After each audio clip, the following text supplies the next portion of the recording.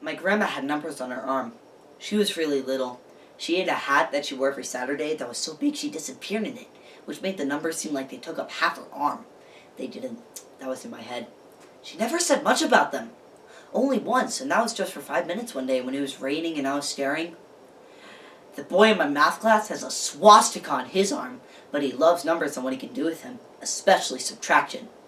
He used to have wavy blonde hair almost down to his shoulders, but then he subtracted it.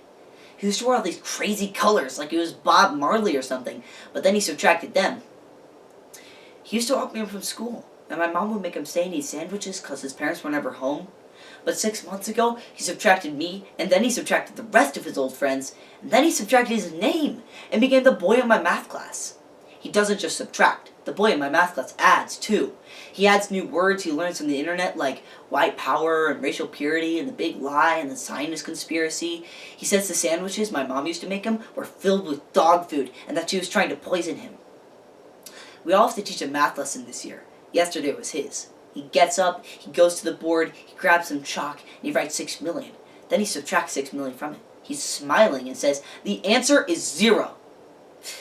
The teacher asks what the question is, and the kid says, 6 million is the number of Jews they said died in Europe between 1939 and 1945. 6 million is the number the Jews made up, not counting natural causes or whatever." He keeps smiling, like he's joking, but he's not joking. And at that moment, I wanted to subtract him, not just from my class or from the school, but from our world.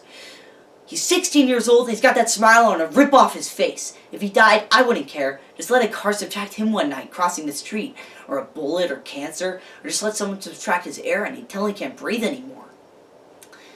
And then I remember my grandma and the number she wanted to subtract.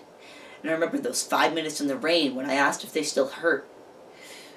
And I remember what she said and how she said real quiet so my father wouldn't hear, "I wish they weren't there, but some things we just have to live with or live through."